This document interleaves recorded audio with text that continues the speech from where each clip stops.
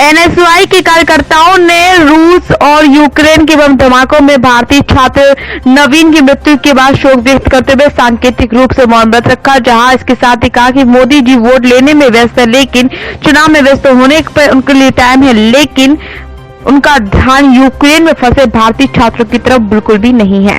भारतीय छात्र भूख से परेशान है, खाने को नहीं मिल रहा है, भारतीय छात्र के साथ बदसलूकी की जा रही है, यह कोई नहीं देख रहा। उल्टा मोदी सरकार कैबिनेट मंत्री प्रहलाद जोशी के बयान की निंदा करते हुए कहा कि पहले भारत की शिक्षा की स्थिति ठीक करें और उसके बाद छात्र पर उंगली उठाएं।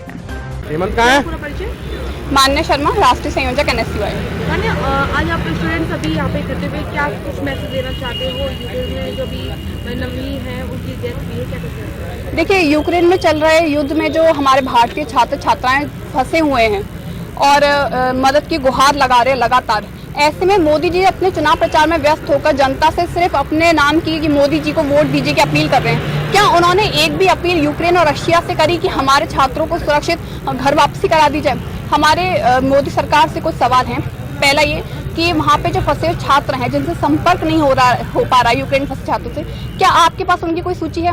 जो छात्र लापता हो गए उनकी कोई सूची है?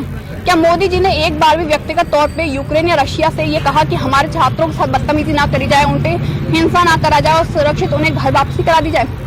देखिए, यूक्रेन से लगातार छात्रों की वीडियो सामने आ रही हैं और उसमें देखा जा रहा है, छात्र दावा कर रहे हैं कि कई सारी भारतीय लड़कियों को किस तरीके से रशिया सेना उठा के ले गई है। छात्रों के साथ लगातार हिंसा हो रही है और सरकार ने अभी तक जितने भी छात्रों को रेस्क्यू करा है, वापस बुलाया है, वो छात्र हैं जहाँ जो शांति इलाके हो चुके हैं। जो एक्टिव वॉर जोन है वहाँ छात्र अभी भी फंसे हुए हैं और लगातार बंकरों में शॉर्टेज चलती जा रही है। और इसी के बीच सोने पे सुहागा करते हुए भारतीय जनता पार्टी के संसदीय मंत्री प्रहलाद, उनका बयान आया ट्यूसडे को कि जो बच्चे यहाँ पे नीट का एग्जाम पास नहीं कर पाते हैं, क्लियर नहीं कर पाते हैं, वो यूक्रेन जैसे देशों में जाकर चले जाते हैं, सेटल हो जाते हैं, वहाँ पढ़ाई को कंटिन्यू करते हैं। जबकि ये बात सबके सामने है कि यूक्रेन जैसे देशों में इंडियन मेडिकल की पढ़ाई मात्र 5 साल की जो होती है वो 30 लाख रुपए में करी जा सकती है। वहीं पे इंडिया में अगर आप MBBS करने जाते हैं तो कम से कम 70 लाख रुपए खर्च होते हैं।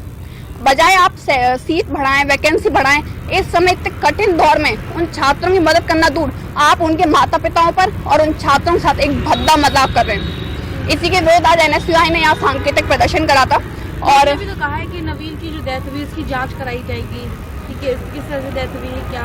देखिए, ये बात सबके सामने आ चुकी है। लगातार वहाँ यूक्रेन में फंसे छात्रों ने वीडियो जारी करके बताया कि नवीन जो वॉर जोन में, एक्टिव वॉर जोन में फंसे हुए थे, वहाँ वो खाने के लिए, क्योंकि बंकर्स वगैरह में शॉर्टेज हो चुकी है, मीडिया हमारे भारतीय जनता पार्टी की सरकार की तरफ से वहाँ छात्रों को कोई मदद मुहैया नहीं कराई जा रही है। लगातार छात्र इंडियन एम्बेसी से कांटेक्ट करने की कोशिश करते हैं, एम्बेसी उनका कॉल नहीं उठाती है, उनके मैसेज को सीन नहीं करती है, वो लगातार अपने यहाँ संपर्क करने की कोशिश करते हैं। लेकिन मोदी सरकार का ऐसा रवैया और इस तरीके की बयानबाजी दिखाता है कि किस तरीके की उनकी सोच है और ओछी राजनीति करने का काम नरेंद्र मोदी करते हैं।